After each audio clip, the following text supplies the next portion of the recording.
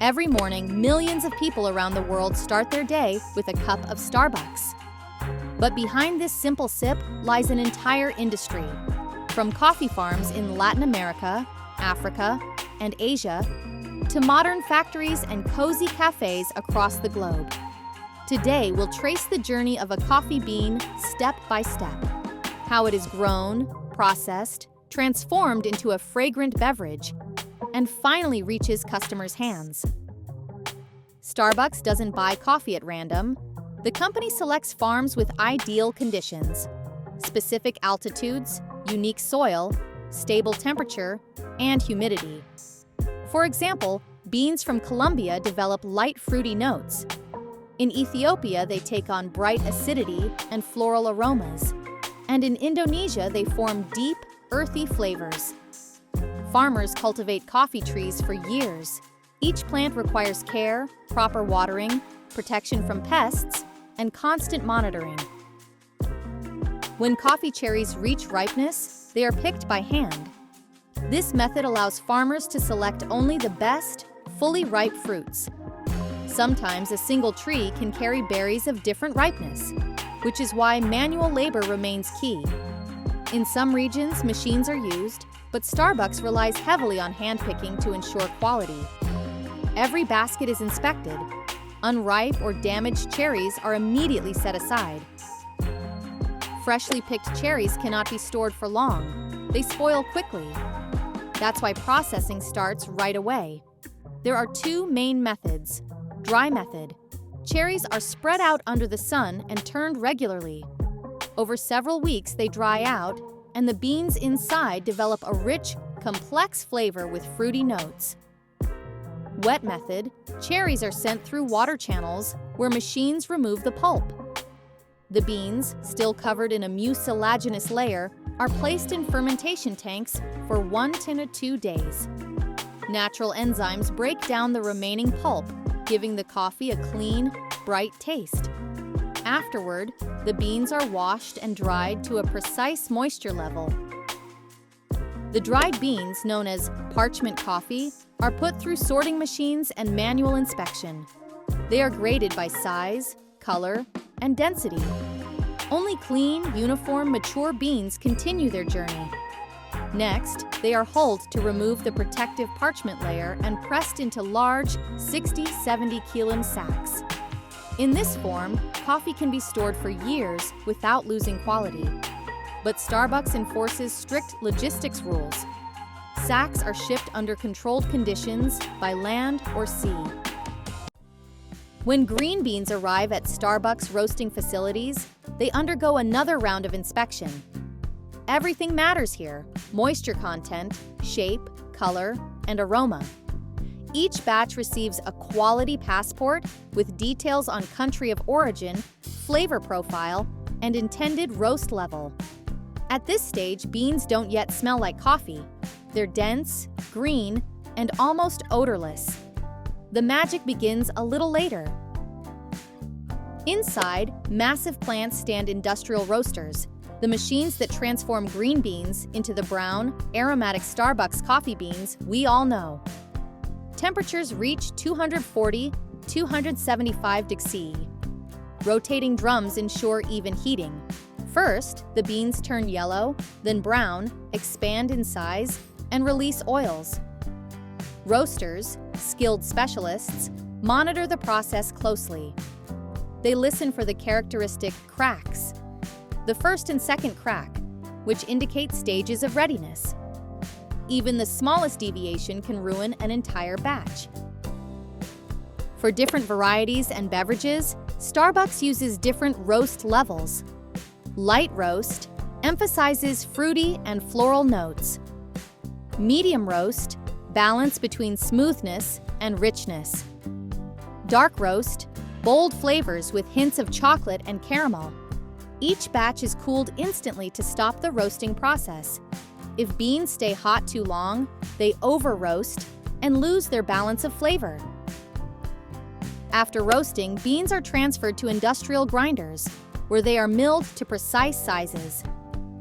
For espresso, a very fine grind is required, so pressurized water extracts a thick, creamy shot. For filter coffee, a medium grind is used. For French press, a coarse grind works best. Even a minor mistake can change the drink's taste, so Starbucks uses high-precision automated grinders that maintain a consistent particle size. The most delicate moment comes right after grinding. Both beans and ground coffee quickly lose their aroma. To preserve it, Starbucks uses vacuum packaging and nitrogen flushing, replacing oxygen with nitrogen to prevent oxidation. Bags are sealed within minutes of grinding. Labels indicate the roast date, roast level, and origin. Only then is the coffee ready for its journey to stores, cafes, and finally to the customers. After packaging, coffee is loaded into containers and shipped to different parts of the world. Some deliveries go by sea, others by air or truck. Starbucks has built a global network of distribution centers. They receive shipments, sort them by region, and send them on to cafes. At every stage, a tracking system is used. Each batch has its own code, which allows its journey to be traced, from a farm in Colombia or Ethiopia to a warehouse, and finally, to a specific cafe. This ensures not only quality control, but also transparency. When coffee arrives at Starbucks cafes, a new chapter of its life begins. Baristas receive bags of beans or packages of ground coffee and check them against the accompanying documents. The main task is to preserve the aroma until brewing. That's why beans are stored in airtight containers, away from moisture and foreign odors. Even at this stage, baristas can already sense the distinctive aroma. Rich, complex, with notes of nuts, chocolate, or fruit, depending on the variety. Despite the industrial grinding at factories, many Starbucks drinks are prepared using freshly ground beans. Professional grinders are used to prepare coffee specifically for the chosen brewing method. For example, espresso requires a very fine, even grind. Filter, or pour-over, uses a medium grind. French press needs a coarse grind. Baristas constantly adjust grinders, taking into account humidity, temperature, and even time of day, all of which influence flavor. Now begins what millions of people come to Starbucks for. Espresso machines, filter systems, and French presses turn ground coffee into beverages. Espresso, the base of most drinks. Pressurized water passes through finely ground beans, creating a thick, concentrated coffee with golden crema. Americano, espresso with added hot water. Cappuccino and latte, espresso with steamed milk foam created with a steam wand. Baristas often decorate the surface with latte art. Filter coffee, a lighter, smoother brew, usually prepared in large batches. Each method highlights different flavor profiles, and baristas carefully monitor extraction time and water temperature. Starbucks is famous for going beyond classic recipes. Seasonal drinks often become cultural icons. For example, the pumpkin spice latte in autumn, or the frappuccino in summer. These creations use not only coffee, but also syrups, spices, whipped cream, chocolate, and caramel. Yet at the core always lies the bean, the product that has traveled so far from the farm. The company has built a strict quality control system. Baristas are trained in special centers, tested, and regularly retrained. They are taught not only how to brew coffee, but also how to understand its origin, taste, and history. Every beverage is served according to strict standards, correct temperature, volume, and strength. Even small deviations are considered mistakes.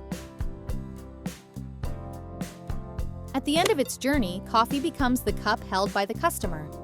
At that moment, all the stages come together. The work of farmers, factories, quality control, and barista craftsmanship. Each sip is the result of global cooperation and advanced processes. But most importantly, it brings people pleasure and energy every single day.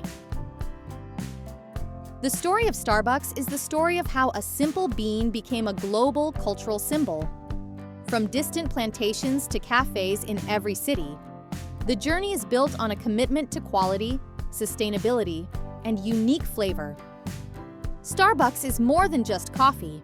It is an experience, an atmosphere, and a culture that unites millions of people around the world.